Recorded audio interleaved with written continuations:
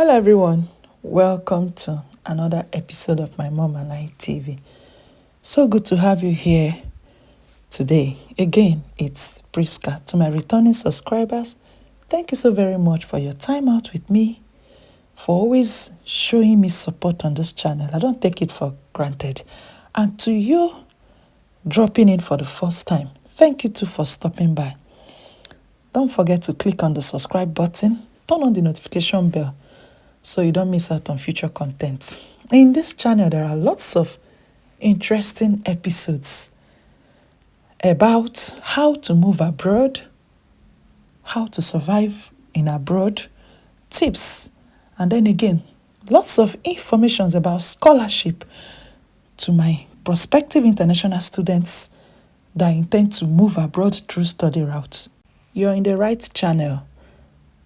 Just stay subscribed, stay glued. You won't miss out on any information. Today's episode, I'd like to talk to us about moving abroad checklist. Things to acknowledge before relocating or migrating. Sometimes people ignore and neglect these important factors. Then when they finally move abroad, when they finally get to their destination, they start sounding like they are stranded because you didn't do the necessary things you're supposed to do. Number one thing I will mention here is knowing your visa type. You're migrating through which route? Are you migrating as a student, spouse, visitor, or express entry?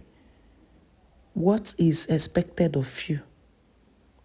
You should know what you are expected to do. If you're moving in as a dependent, your spouse is a student, you should know if you are allowed to work or not.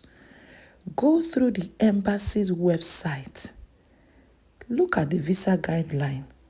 Be very sure of what you are expected to do.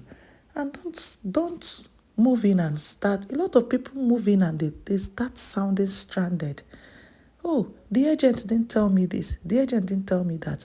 The agent told me they speak English. How will you be moving into Europe and you're coming with the mindset that they speak English? They might speak English as a borrowed language, but it is not the language. You should have that at the back of your mind, that where you're coming to, this is what is obtainable there. Do a proper research.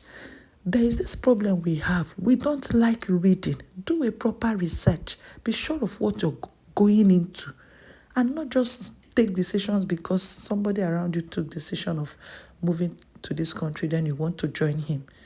It is not actually what you want, and you really do not know what is obtainable there. Another important thing to do is also to find accommodation where you're going. If you do not have a friend that will accommodate you at the initial time, it's very important you find accommodation. You can get Airbnb or a hotel where you can check in before you get your own accommodation and settle in, so you don't get into a foreign country, to a place you've not been to before and become stranded. This is very important. And another thing is, come with some money that will sustain you initially before you get a job, especially if you're not relocating through a job route. Jobs are not there waiting for you. Be aware that it's a new place entirely. So come with some money, because things are not done here the way it is done in Africa, where we pay rent yearly. Here is monthly.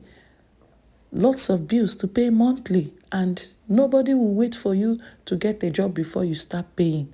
You should come with some money that can sustain you before you secure a job. Then another thing also is budget and plan well. As you're planning your finance, make sure to inculcate how things work where you're going, knowing how bills are paid. Very, very important, because you don't get in here and start begging them to please hold on for you to get a job before you pay your rent. And then again, when you're getting a house, when you're getting accommodation, put into consideration areas that can be very easy for you to walk through to station or cycle through to station because you're not getting a car immediately, so that you can save some money from transport. These are checklists. These are important things you should acknowledge while you're planning to migrate or move abroad. Don't just pack your bags because people around you are planning to move. These are things you should consider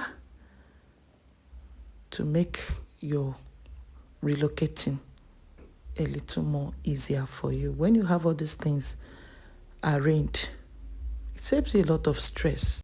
We trust traveling agents so much. Try and do some research on your own so you be sure of what you're getting into. A lot of people move into a country and they become stranded.